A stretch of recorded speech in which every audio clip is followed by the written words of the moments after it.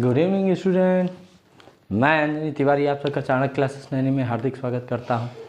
बेटा, अभी तक हमने क्लास 10th के केमिकल रिएक्शन एंड इक्वेशन में दो टॉपिक पर बात किया। अब आज हमारा जो टॉपिक होगा बेटा वो स्टार्ट होगा आपके थर्ड पोर्शन। क्या बेटा? On the basis of combination and dissociation. अब बेटा इस टॉपिक को स्टार्ट करने से पहले बेटा आप सब हमारे यूट्यूब चैनल को ज़्यादा से ज़्यादा लाइक कीजिए, सब्सक्राइब कीजिए, शेयर कीजिए बेटा, क्योंकि जितनी भी चीज़ें हम आपको ये बता रहे हैं आपके बोर्ड एग्ज़ाम के लिए बहुत ही इंपॉर्टेंट टॉपिक्स होते हैं। तो इन टॉपिक्स को ज़्यादा से ज़्यादा रीच तक पहुँचाइए ताकि हम और आप मिलकर इस जो सीरीज़ स्टार्ट किए हुए हैं इस सीरीज़ का लाभ उठा सकें। ठीक है, तो चलिए on the basis of combination and dissociation, जब हम केमिकल रिएक्शन की बात करते हैं तो बेटा केमिकल रिएक्शन को on the basis of combination and dissociation हम लोग कितने स्टेप में डिवाइड करते हैं बेटा? 5 स्टेप में। How many steps?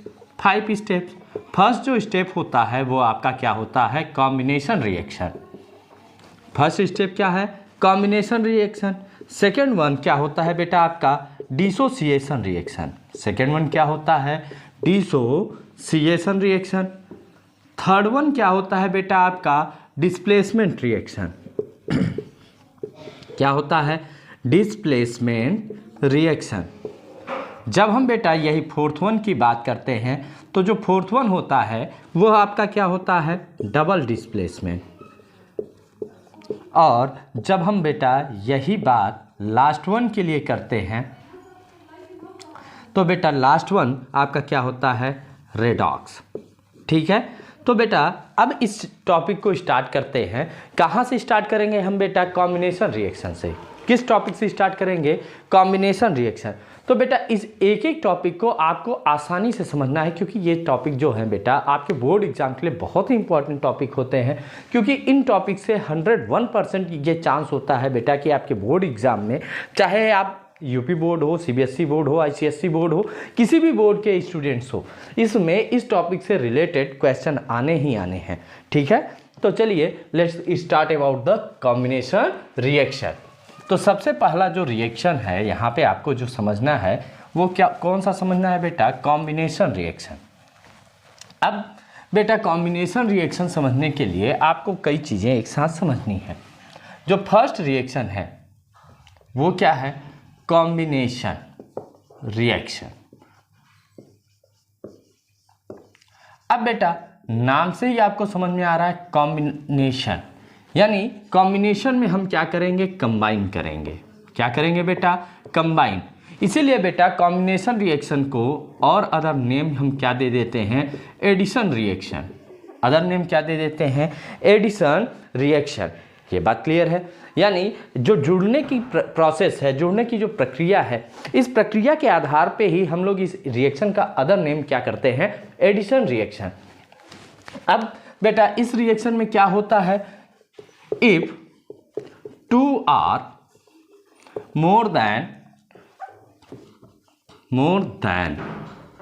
two reactant, if two are more than two reactant takes together and they form one compound, कहा क्या जा रहा है बेटा? कंपाउंड और प्रोडक्ट। यहाँ पे आपको ध्यान क्या देना है बेटा? कहा क्या जा रहा है कि अगर हमने दो रिएक्टेंट ले लिया, क्या ले लिया बेटा? दो रिएक्टेंट, और दो रिएक्टेंट लेने के बाद जब हम उसे ऐड करते हैं, जोड़ते हैं, तो हमें क्या मिलता है? केवल एक ही कंपाउंड या प्रोडक्ट मिलता है। अब बेटा इसको समझने के लिए हम लोग क्या करते हैं, जैसे मान लेते हैं हमारे पास क्या है? x, और किसके साथ हमने जोड़ा? y के साथ। ये और बेटा यहाँ पे हमें क्या मिल गया? x and y। तो ये बेटा क्या है? Reactant number 1। ये क्या है? रिएक्टेंट 1। और ये बेटा क्या है? रिएक्टेंट 2। लेकिन इन दोनों के मिलने से हमें ये क्या मिल गया, प्रोडक्ट मिल गया। तो कहने का मतलब क्या है कि अगर दो या दो से अधिक रिएक्टेंट आपस में एक साथ लिए जाए और जब लिए जाए तो बेटा ये जनरली क्या बना दें, एक ही प्रोडक्ट बना दें, तो इसी रिएक्शन को हम लोग क्या कहते हैं, कॉम्बिनेशन रिएक्शन। ये बात क्लियर हो गई। तो बेटा अब अगर कोई भी केमिकल कंपाउंड की बात कर रहे हैं, कोई भी केमिकल एलिमेंट की बात करना है, तो चलिए अब कोई भी केमिकल एलिमेंट लेते हैं जिससे कि आपको आसानी से इस टॉपिक को समझना हो। अब भाई जैसे मान लेते हैं हमने क्या लिया, कार्बन, किसके साथ लिया, ऑक्सीजन के साथ। किसके साथ लिया हमने बेटा, ऑक्सीजन के साथ। तो जैसे ही हमने लिया और ये क्या बना लिया, कार्बन डाइऑक्साइड।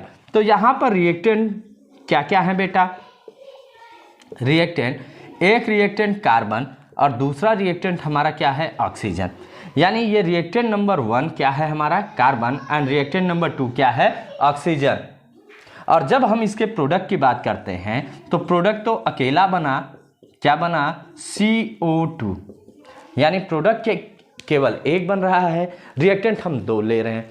तो कहने का मतलब क्या है बेटा कि अगर हम इस प्रोसेस को यूज करते हैं तो इस प्रोसेस में हमें एक चीज़ समझ में आती है कि जैसे हम इस प्रोसेस को यूज करते हैं तो हमें 2 रिएक्टेंट या 2 से अधिक रिएक्टेंट लेने होते हैं और जो प्रोडक्ट फॉर्म होता है बेटा वो कितना होता है, 1। ये बात क्लियर हो गई।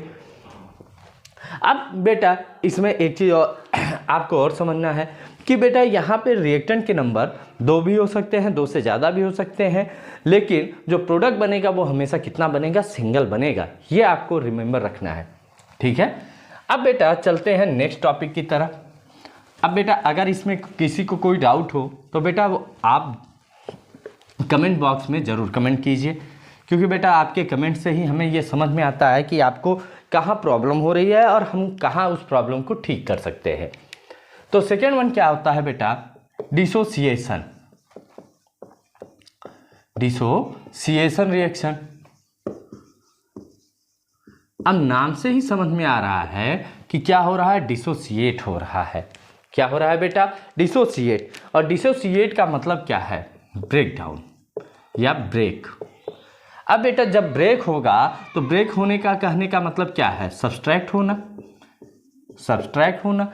तो बेटा इसीलिए इसे हम और क्या कह देते हैं, सब्स्टिट्यूशन रिएक्शन। और क्या कह देते हैं बेटा, सब्स्टिट्यूशन रिएक्शन। अब लेकिन बेटा यहाँ पे आपको सब्स्टिट्यूशन कहने की ज़रूरत नहीं पड़ेगी, क्योंकि यहाँ पे आपको आसानी से समझना है कि क्या हो रहा है। तो इस रिएक्शन में आपको क्या ध्यान देना है, if one reactant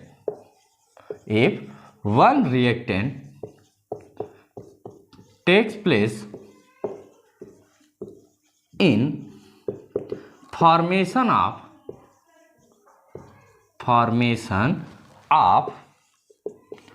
2 or more than 2 product, 2 or more than 2 product।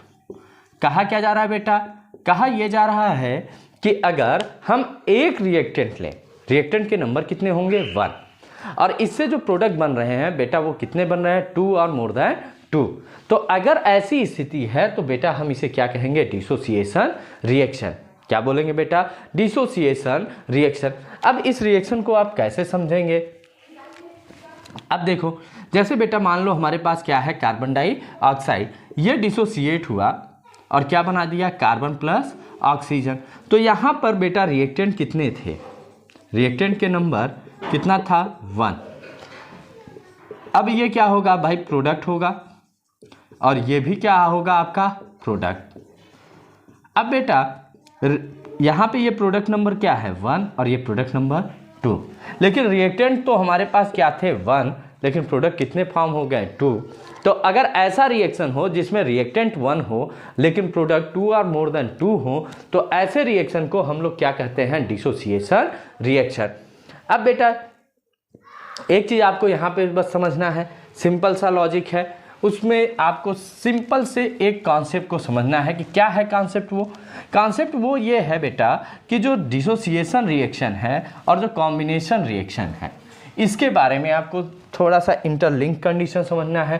क्या समझना है कि dissociation reaction is inversely proportional to combination reaction, combination reaction. थोड़ा सा ये मार्कर लाइट चलने लगा बेटा। अब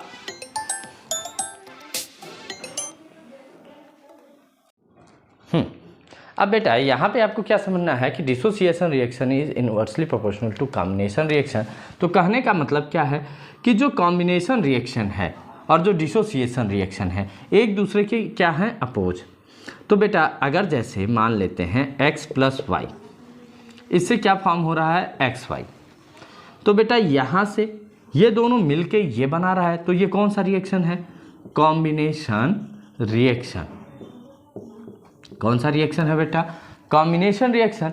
लेकिन बेटा अगर हम एक्स वाई ले और इसको तोड़ें तो क्या मिल जाएगा हमें, एक्स प्लस वाई, और ये क्या हो जाएगा, डिसोसिएशन रिएक्शन। क्या हो जाएगा, डिसोसिएशन रिएक्शन।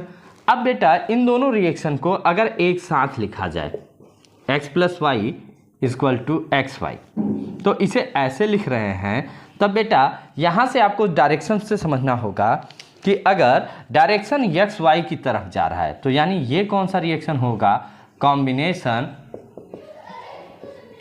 और बेटा अगर डायरेक्शन इधर आ रहा है तो ये कौन सा रिएक्शन होगा, डिसोसिएशन। यानी बेटा यहाँ से आपको समझ में आ जाना चाहिए कि जो कॉम्बिनेशन रिएक्शन है और जो डिसोसिएशन रिएक्शन है वो एक दूसरे के क्या होते हैं, अपोज, उल्टे होते हैं। ये बात क्लियर। यानी अगर इन दोनों रिएक्शन को आपको समझना होगा तो आपको सिंपल सा एक लॉजिक लगाना होगा कि x प्लस वाई से क्या फॉर्म हो रहा है, अगर एक्स वाई हो रहा है तो यानी कॉम्बिनेशन रिएक्शन। एक्स वाई से अगर x plus Y sorry X plus Y मिल रहा है तो ये क्या होगा, डिसोसिएशन रिएक्शन। अब दूसरी चीज़ यहाँ पे हमने क्या कहा कि dissociation reaction is inversely proportional to combination reaction. तो यहाँ से बेटा क्या होगा कि x plus Y is inverse to combination reaction. तो यहाँ पे बेटा ये कॉन्सेप्ट जो है वो ये बताता है कि डिसोसिएशन रिएक्शन जनरली किसके, कॉम्बिनेशन रिएक्शन के क्या होता है, अपोज होता है, उल्टा होता है। ठीक है। अब थर्ड वन बात करते हैं बेटा। जो थर्ड वन है आपका डिस्प्लेसमेंट। अब थर्ड वन को ही बेटा मेन हम लोग क्या कहते हैं, सब्स्टिट्यूशन रिएक्शन। अब कैसे कहते हैं, अब इस चीज़ को आपको समझना है। अब इस चीज़ को समझने के लिए बेटा थर्ड वन जब हम बात करते हैं डिस्प्लेसमेंट रिएक्शन की, किसकी बात करते हैं, डिस्प्लेसमेंट रिएक्शन। तो डिस्प्लेसमेंट रिएक्शन में क्या होता है और इसे आप आसानी से कैसे समझेंगे, इस कॉन्सेप्ट को समझना है यहाँ। तो डिस्प्लेसमेंट रिएक्शन में क्या होता है बेटा, if in any chemical reaction, if in any chemical reaction one element displace another and form different compound or different compound that is known as displacement reaction. Displacement reaction. अब बेटा यहाँ पे कहा क्या जा रहा है, कहा यह जा रहा है कि अगर कोई केमिकल रिएक्शन है, इसमें कोई एक एलिमेंट दूसरे एलिमेंट से क्या कर दिया जा रहा है, डिस्प्लेस कर दिया जा रहा है, चेंज कर दिया जा रहा है, हटा दिया जा रहा है, तो इस रिएक्शन को हम लोग क्या कहेंगे, डिस्प्लेसमेंट रिएक्शन। अब बेटा इस रिएक्शन को कैसे आपको समझना है। अब बेटा जैसे मान लो हमने x लिया और इधर हमने क्या ले लिया, y एंड z, लेकिन कुछ समय के बाद हमने क्या बना दिया, x z और क्या बन गया, y। यानी बेटा यहाँ से आपको क्या मिला कि x किससे जुड़ गया, z से, और y निकल गया। तो अगर इस कॉन्सेप्ट का यूज किया जा रहा है तो कहने का मतलब क्या है कि ये किस रिएक्शन को शो करेगा, डिस्प्लेसमेंट रिएक्शन।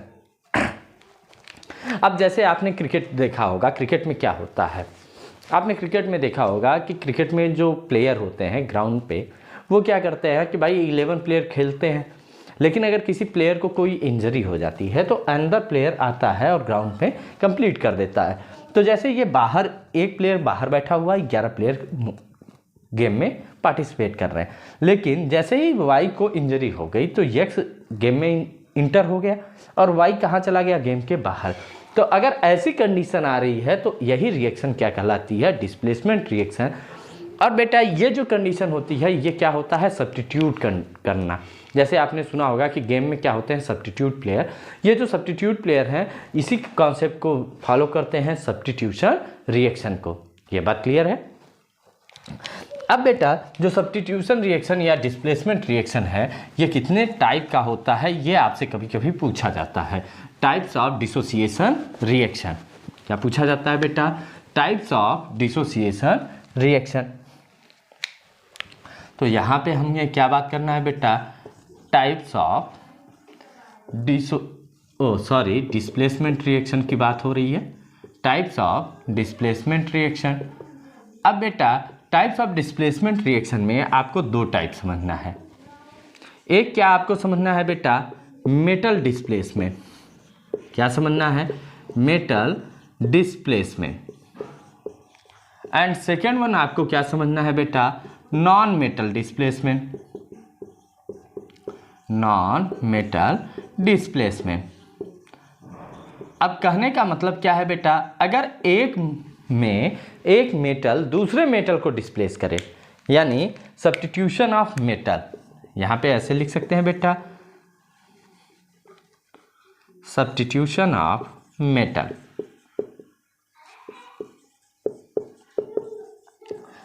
और बेटा नॉन मेटल में हम क्या लिखेंगे, सब्स्टिट्यूशन ऑफ नॉन मेटल।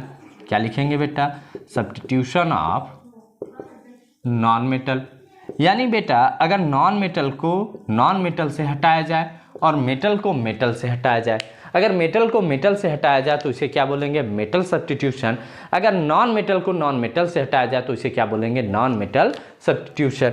अब कहने का मतलब क्या है बेटा, अब इस चीज़ को आपको थोड़ा सा ध्यान देना है। कहने का मतलब क्या है, जैसे बेटा हमने क्या ले लिया, यानी साथ में हमने क्या ले लिया, KCl।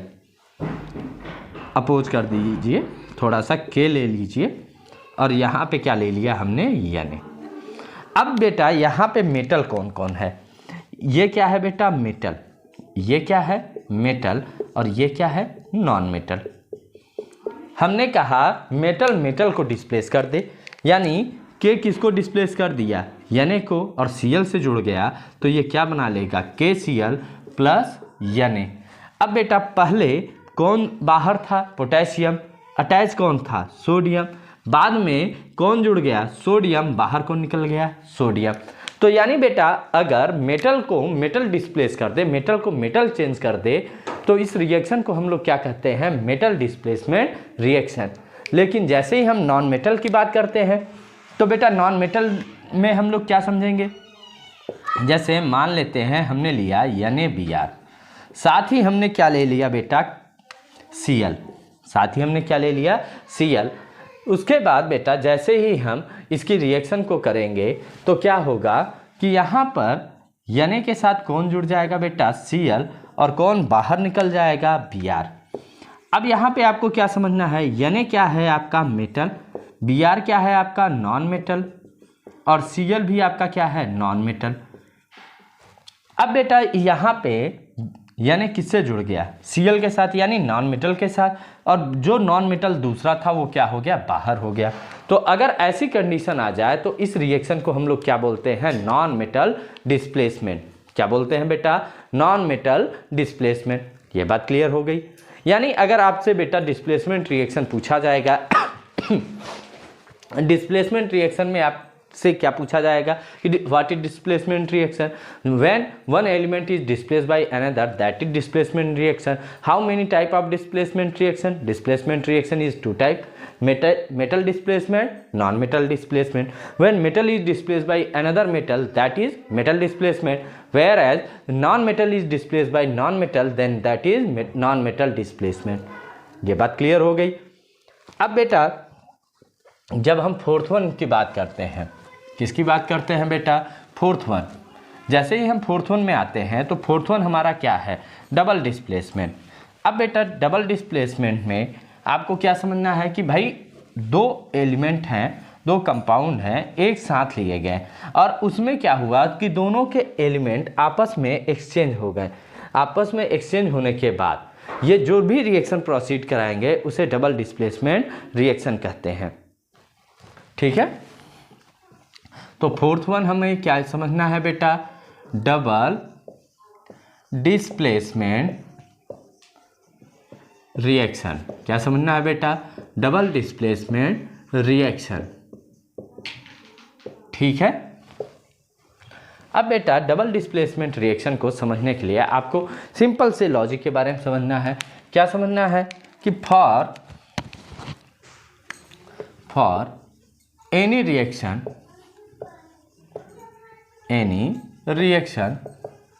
in which we take 2 or more than 2 different compound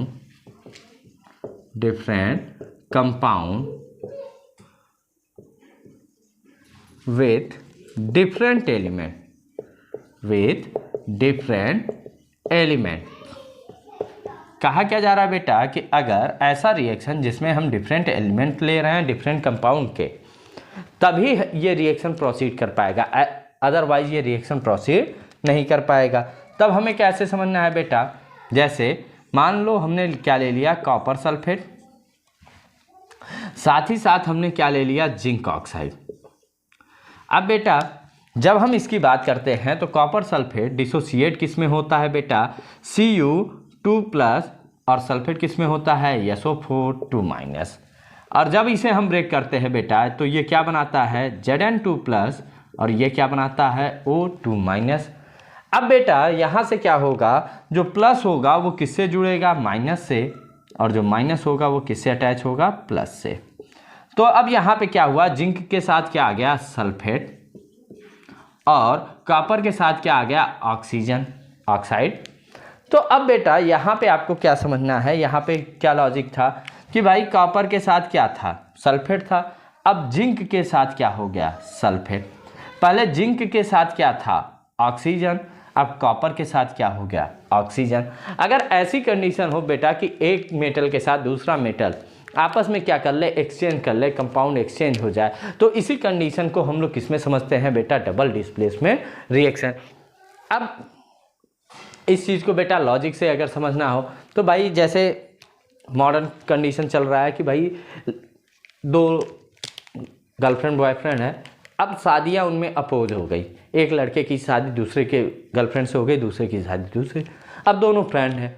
लेकिन बाद में क्या हुआ कि जैसे ही शादी तो अपोज हो गई, उसके बाद शादियां हो गई, ये कॉपर सल्फेट बन गया, जिंक ऑक्साइड बन गया, लेकिन कुछ समय के बाद दोनों एक दूसरे की वाइफ को लेके फरार हो गए। तो ये कौन सा रिएक्शन बनाएगा? Double displacement reaction.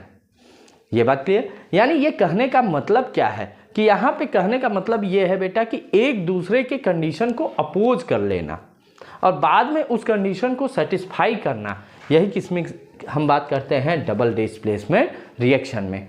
ये बात क्लियर हो गई? अब बेटा डबल डिस्प्लेसमेंट रिएक्शन जो होता है ये जनरली आपके बोर्ड एग्जाम के लिए बहुत ही इंपॉर्टेंट टॉपिक होता है, इसलिए इसे थोड़ा सा आप कैरी ओवर करते हुए इसके स्क्रीनशॉट को जरूर ले लीजिएगा। ठीक है, तो बेटा अब इसके आगे हम बात करते हैं रेडॉक्स रिएक्शन के बारे में, जो कॉम्बिनेशन एंड डिसोसिएशन रिएक्शन का लास्ट टॉपिक होता है। अब बेटा ये जो रिडॉक्स रिएक्शन है, रिडॉक्स से आपको थोड़ी सी कुछ चीज़ें आपको समझनी पड़ेंगी। जो फिफ्थ वन है हमारा वो क्या है? Redox reaction. क्या है बेटा? Redox reaction. अब यहाँ पे रेडॉक्स, जो रेडॉक्स वर्ड है बेटा ये 2 वर्ड से मिलके बना है। एक क्या है हमारा? रेड, सेकेंड वन क्या है? ऑक्स। अब बेटा रेड मतलब होता है लाल, ऑक्स मतलब होता है बैल, तो ये लाल बैल से नहीं, यहाँ पे रेड का मतलब किससे लिया गया है? रिडक्शन से। और ऑक्स किससे लिया गया है? ऑक्सीडेशन से। ऑक्स किससे लिया गया बेटा? ऑक्सीडेशन। और रेट किससे लिया गया है? रिडक्शन। अब बेटा यहाँ पे आपको समझना सिर्फ दो ही लॉजिक है। एक क्या समझना है? एडिंग प्रॉपर्टी, दूसरा रिमूविंग प्रॉपर्टी। कि यानी ऐड क्या हो रहा है, रिडक्शन में क्या ऐड हो रहा है और ऑक्सीडेशन में क्या ऐड हो रहा है, रिडक्शन में क्या निकल रहा है और ऑक्सीडेशन में क्या निकल रहा है। तो रिडक्शन है तो ऐड क्या होगा? हाइड्रोजन, और ऑक्सीडेशन में ऐड क्या होगा? ऑक्सीजन। जबकि रिमूव क्या होगा? ऑक्सीजन, और यहाँ पे क्या रिमूव होगा? हाइड्रोजन। तो कहने का मतलब है कि ऐसी सिचुएशन बेटा जिसमें ये दोनों कंडीशन को वेरीफाई कर सकता है, दोनों कंडीशन को अप्लीकेबल कर सकता है, तो ऐसे ही रिएक्शन को हम लोग क्या कहते हैं? Redox reaction. अब बेटा जैसे पहला कॉन्सेप्ट हम किसके अकॉर्डिंग ले रहे हैं? हाइड्रोजन के अकॉर्डिंग।